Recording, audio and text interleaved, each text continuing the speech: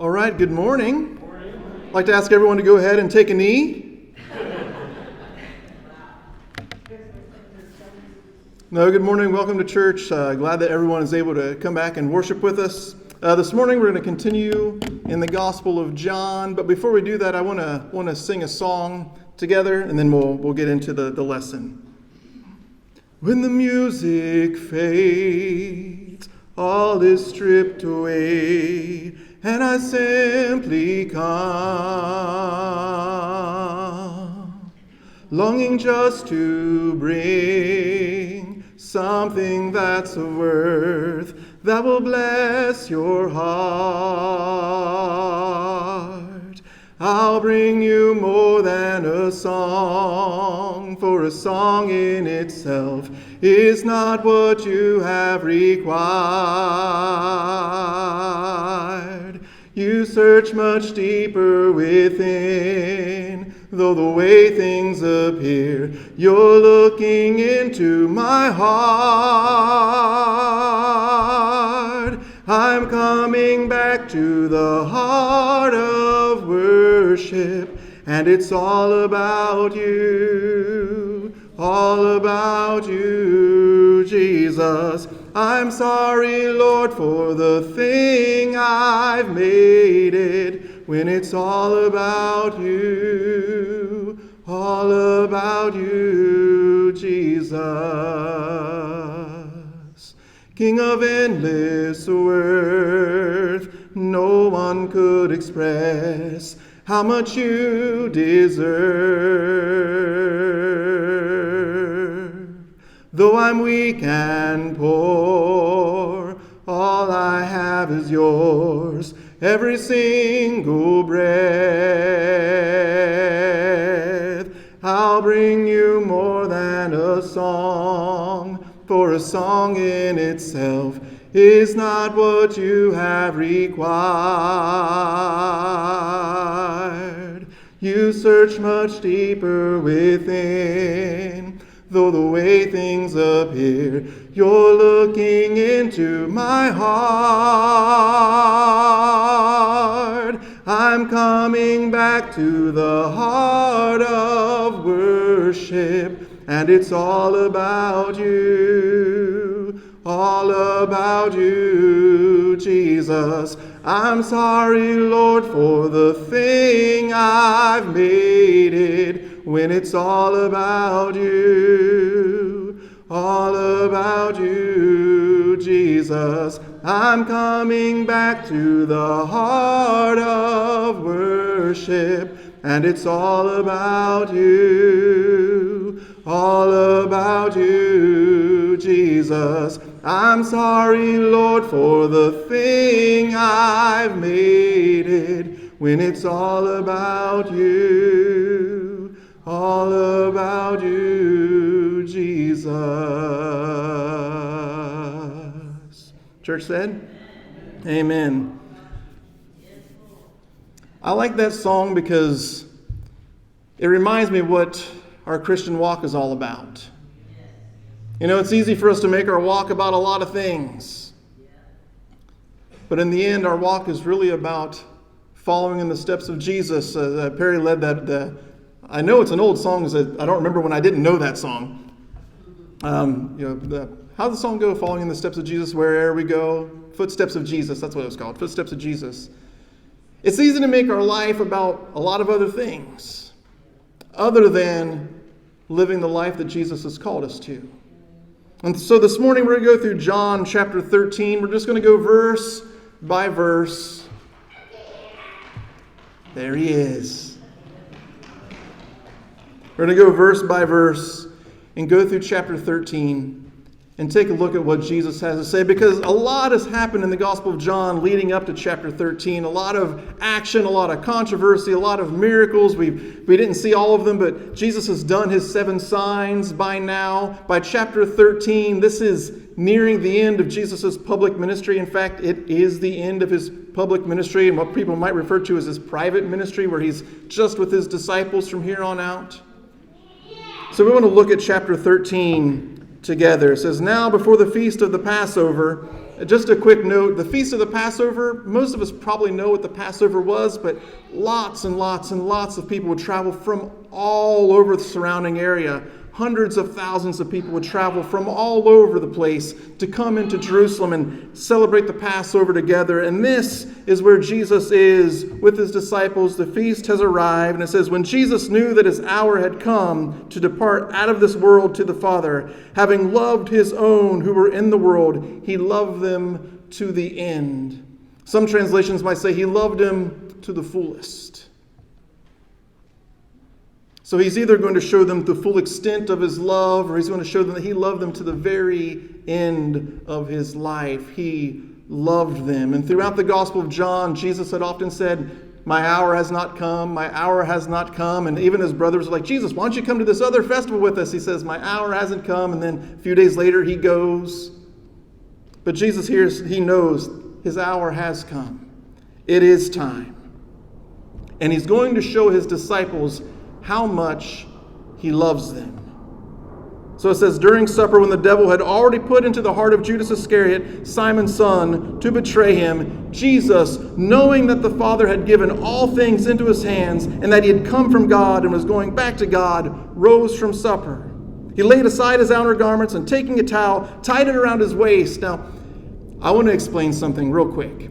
If you're having a Passover feast, and remember Jesus had told his disciples, why don't you go ahead, prepare a place for us. And so they go, they find the place, they do all the things they're supposed to do, except for apparently one thing, which is find a servant to wash their feet when they go into the room or the house.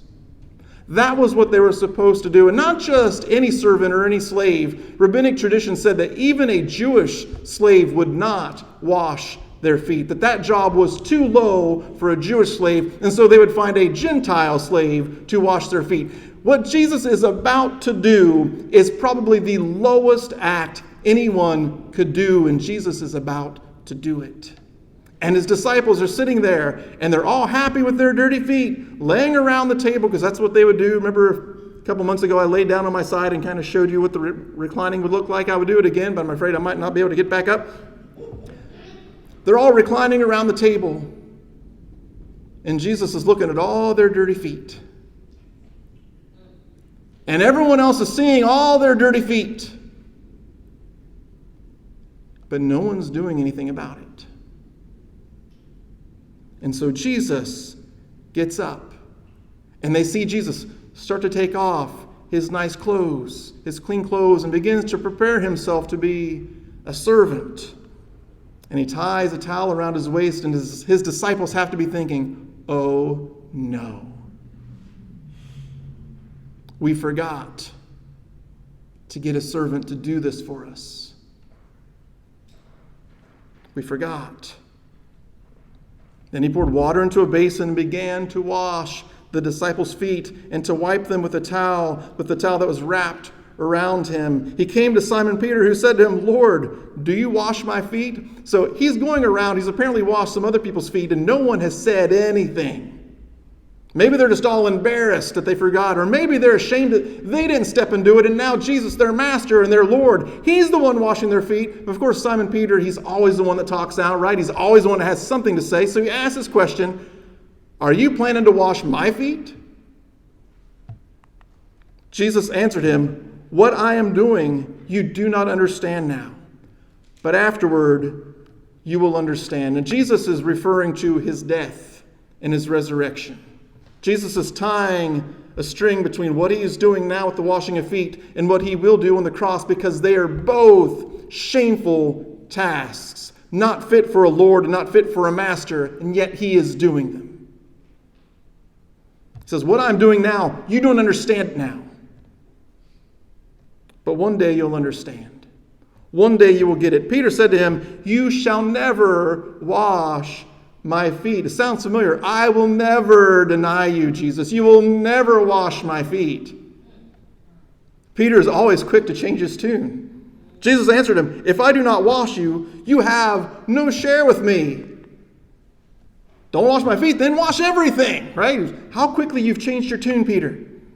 said to him, Lord, not my feet only, but also my hands and my head. Jesus said to him, the one who has bathed does not need to wash except his feet, but is completely clean. Now, Jesus is probably referring to the fact that they're at the Passover feast. They've probably gone to the temple. They've gone through the cleansing, the ritual washing. So they literally are already clean. But on their travels to the room, they probably got their feet dirty. And Jesus is saying, you only need to wash your feet. Everything else is already clean. And you are clean, but not every one of you. There's a lot going on in this story, right? It's the Passover feast. Jesus is with his disciples. He's washing their feet. He's drawing analogies between washing his feet and the crucifixion that's going to happen. And there's also a betrayer among them. He says, you are clean, but not all of you. For he knew who was to betray him. That is why he said, not all of you are clean. Have you ever wondered why Jesus didn't just take Judas?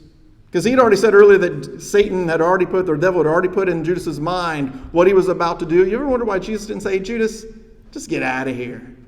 You're not one of us. I'm not going to wash your feet. You are not going to eat this meal with us. Just leave. You know, we make a big deal out of the fact that Jesus shared a meal with Judas, as we should, but have you ever thought about the fact that Jesus washed Judas's feet? And then they shared this meal together, and Jesus knew what he was going to do. If you're familiar with the story of Judas, you know what he's going to do. He's going to go and he's going to betray Jesus for 30 pieces of silver. And he's going to lead a group of people back to Jesus. And he's going to show them by a kiss who Jesus is, so they arrest and crucify the right one. And he washes his feet. And he shares a meal with them. When he had washed their feet and put on his outer garments and resumed his place, he said to them, do you understand what I have done to you? Throughout John, Jesus is always speaking in two ways, right? There's this physical act, like, do you understand what I've done? Yes, you've washed my feet. But that's not what he's asking. There's one way to understand it, and there's another way to understand it. Any of you who are married know that there's always two ways to understand one statement. And as men, we rarely get the right one. What do you want for dinner? I don't care. Oh, we'll get whatever. No, that's not what that means. That is not what that means. Jesus says, do you understand what I have done to you? But they really don't. He says, you call me teacher and Lord, and you are right, for so I am. If I then, your Lord and teacher, have washed your feet, you also ought to wash one another's feet. Why didn't they wash each other's feet as they're laying around that table and you've got feet almost in your face and you're seeing how dirty they are? Why didn't someone stand up and wash their feet? Why did Jesus have to do it? Because they thought the task was beneath them. They thought they were too important to wash their brother's feet. And so Jesus says, do you understand what I have done? I have shown you something. But have we learned it? Verse 15, for I have given you an example that you also should do just as I have done to you. There is a lesson here for us. In our families, at our work, in this church, there is no task beneath you. And when you want to show people the full extent of your love and how you love them to the end, you will be doing things that you didn't think you would ever do because you thought they were menial tasks. And with my education, I shouldn't have to do such things. Or at my age, I should never have to do that. I'm too young, I'm too old. There is no task too small for you.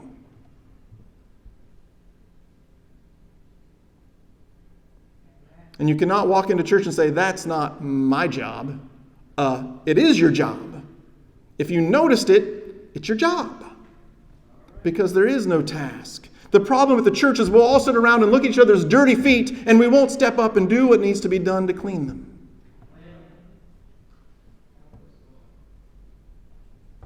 Jesus says, I'm setting an example for you. I am your Lord. I'm your teacher. I'm your master. And look what I did. Because there is no task too low for Jesus. Even the task of dying on the cross, there is no task too low. There is no shame too shameful that he won't do it to show us the full extent of our love. And he says, show each other the full extent of your love. There is no task too small. Every act of love and kindness is rewarded. I have shown you this. Do it for one another. Truly, I say to you, a servant is not greater than his master, nor is a messenger greater than the one who sent him. You know these things. Blessed are you if you do them. In other words, if your master is willing to get up and do some task that seems as though it's far beneath them, then so should you. In your families, at your work, there should be people where you work who say, I cannot believe that Ignacio does that. He's been here for, how long have you been where you're at? 35 years? How long have you been where you're at framing? 40 years. There should be, and there probably are, if I know Ignacio, there are probably people that say, I can't believe Ignacio is picking up this or doing that. He's been here for 40 years. And he says, there is no task too small. It needs to be done. I saw it.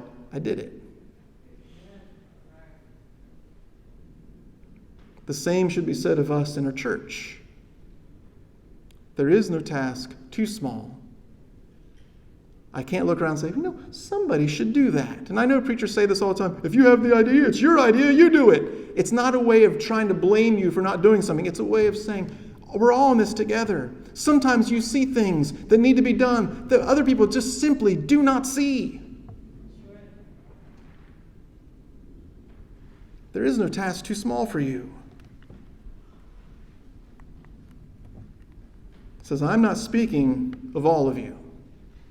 I know whom I have chosen, but the scripture will be fulfilled. He who ate my bread has lifted his heel against me. And of course, that's from a psalm, where David is saying that even his friends have turned against him. His family members have turned him over to his enemies. They've turned their back on him, and he's on the run.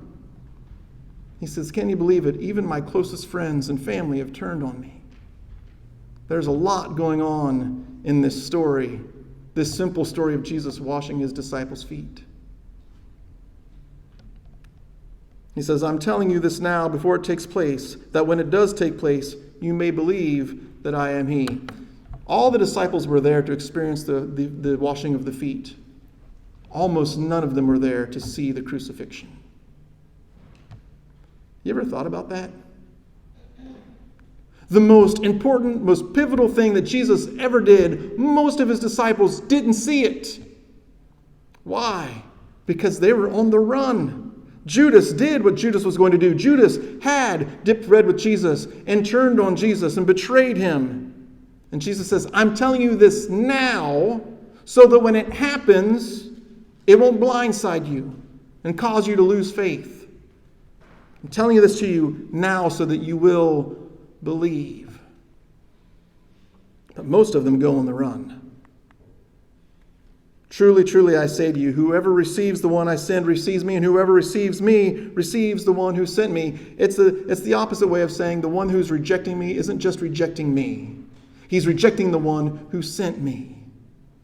And of course, if you've ever been in a room where someone speaks in generalities about one person, you start to wonder, who is this one person?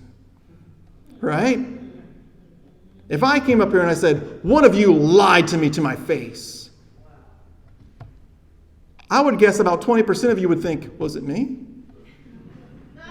What did I say? I don't think did I lie? I thought I told him the truth when I said, I don't remember. What did I say to him? You start to have all kinds of questions. Who is he talking about? Is it me? Is it him? It's probably him. He lied to me. He lied to me 3 years ago once, I remember. It was Perry. That's right, liar. Look at that. we'd all start to wonder, who is he talking about? We have all these powerful lessons about servantship and what it means to be great in the kingdom of God. And Jesus says what it means to be great is to be a servant. And now one of us is a traitor. What's going on? It's a Passover feast. There's thousands of people. There's a lot happening. What is he talking about? Whoever receives me receives the one who sent me. But what is he talking about? After saying these things, Jesus was troubled in his spirit. Now this is one other time. We saw it with Lazarus and the raising of the dead. Remember when Jesus saw them mourning and the people with Mary weeping? It says he was deeply moved in the spirit and troubled. It's happening here again. He's deeply moved in the spirit. He's troubled. He says, truly, truly, I say to you, one of you will betray me. The disciples looked at one another, uncertain of whom he spoke. Is it you? Is it me? Is it him? One of his disciples, whom Jesus loved, was reclining at the table at Jesus' side. So this disciple, Jesus is laying like this. This disciple's head is probably like right about here. He's sitting there with Jesus and he says, actually, let's just keep reading. So, I like this part. So Simon Peter motioned to him to ask Jesus of whom he was speaking. Like, hey, you. Right? You know how you say things without saying anything? Like, aren't you going to ask him? You're the most obvious choice. You're like right there in his ear. Just ask him who he's talking about.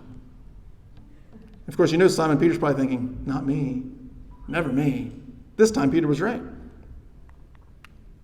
So that disciple, leaning back against Jesus, said to him, this is, of course, it probably is John, the author of this gospel.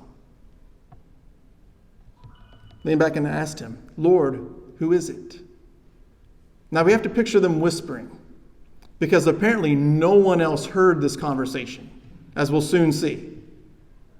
So this disciple who is reclining with Jesus says, hey, who is it? We're all dying to know. Jesus answered, it is he to whom I will give this morsel of bread when I have dipped it. So when he had dipped the morsel, he gave it to Judas, who's probably right in front of him, the son of Simon Iscariot. Then after he had taken the morsel, Satan entered into him, into Judas. Jesus said to him, what you're going to do quickly. Now no one at the table knew why he had said this to him. Actually, probably 3 people knew. John, who had just asked him, who is it? And he sees him give the bread to Judas. He goes, oh, it's Judas. Judas is going to betray him, so whatever he's going to do quickly. It's probably betray Jesus. Jesus knows, and Judas knows. But it's interesting that his sign that he would betray him was a part of the meal. Because there is no task too low, even with Judas. Some thought that because Judas had the money bag, Jesus was telling him, buy what we need for the feast, or that he should give something to the poor. So they have no idea what Jesus is talking about, which means they didn't hear anything that he had said to John. So they're whispering. So after receiving the morsel of bread, he immediately went out. And you'll see I highlighted, and it was night. Now, I can't tell you why precisely, but this little part of one verse has always stuck out to me. Because on the one hand, what John is saying is, no, literally it's nighttime. But that's not really a detail worth mentioning unless you mean something else. You may remember a few weeks ago when Jesus talked about his day. There's 12 hours of daylight during the day. We must work while it's day because night is coming when no man shall work. Remember that passage? This is when night falls. It's night. That time Jesus talked about when none of you will work, it's now. Jesus is going to spend a little bit more time with his disciples, teaching them about unity, and then he's going to die on a cross. It's night now. All the works and the miracles and the signs and wonders, they're done now. Most of the teaching moments for the public is over. It's night. When he had gone out, Jesus said, and I saw Judas, when Judas had gone out, Jesus said, now was the Son of Man glorified, and God is glorified in him. This is an interesting statement because Jesus knows that he is going to die. He's going to die the most shameful death a person in the ancient world could die. And he says, this is how God is glorified. By people betraying me and by me dying on a cross, God is glorified and God is glorified in me. Why? Because there is no task too shameful when you love shamelessly. If God is glorified in him, God will also glorify him in himself and glorify him at once. Little children, yet a little while I am with you. You will seek me, and just as I had said to the Jews, so now I also say to you, where I am going, you cannot come. A new commandment I give to you, that you love one another. Just as I have loved you, you are also to love one another. By this, all people will know that you are my disciples if you have love for one another. Which brings me back to that song that we sang before the sermon. Because that's what true worship is. When we love one another. That is true worship. Remember when Jesus was with the woman at the well? Remember when I got the chapters confused, that sermon? That's probably the most memorable part of that sermon. He got it messed up. Remember how she was asking him, on what mountain are we going to worship God? Is it on this mountain where you guys say, or is it on our mountain where we say, which one is the right mountain? And Jesus says, at some point, it ain't going to matter what mountain you're on, because the true worshipers of God will worship him in spirit and in truth. And how we do that is by following this new command that God has given, which isn't really new at all. The word new there actually means renewed, restored. I'm restoring this commandment to you. Love one another. Because that is what it's about. Well, how am I going to do that? You're going to do it in every way possible. Doesn't matter how good or how small, how great or how not grandiose the act might be. They'll know you're my disciples when you love as I have loved you. And that means you are willing to do anything because you love each other shamelessly. And when you see a task that needs to be done for your brother or your sister, you do it. Not because you have to, but because you love them. Do you think Jesus took off his outer clothing and put on wrapped the towel around his waist, kind of begrudgingly, kind of like, oh, I can't believe I have to do this. You guys are the worst disciples a guy could ever have collected, especially you, right? You think that's what he was doing? He did it because he loved them. And he wasn't going to let them share a meal with their stinky feet in people's faces. He wasn't going to do it. And he didn't care if all the other rabbis said, not even a Jewish slave can wash their feet. He didn't care. He wasn't going to put them through that. He washed their feet. Because he loves them shamelessly.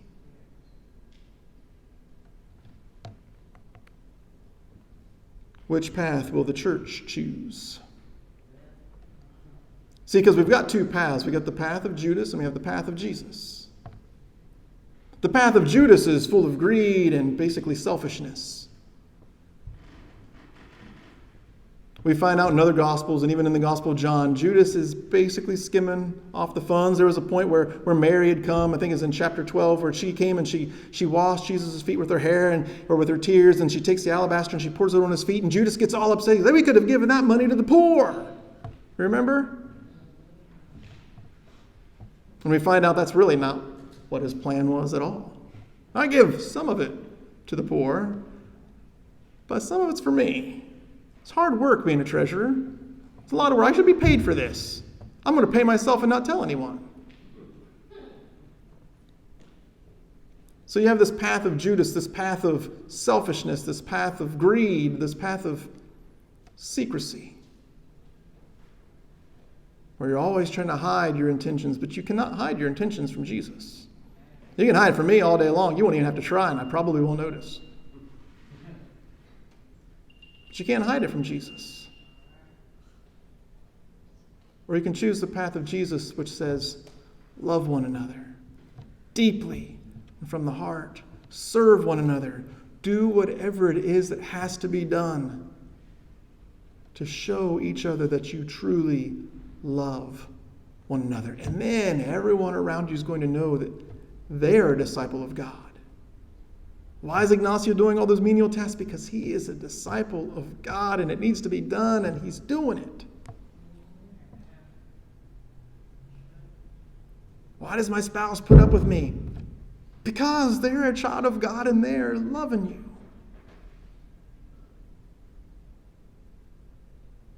This is a path you have to wake up every single day and choose to walk. This path of selfless love. Because we follow in the footsteps of Jesus where'er he go. And where'er he goes is love. May we be a group of people who loves one another deeply and who lives that love outside of these walls. Amen? Let's be standing.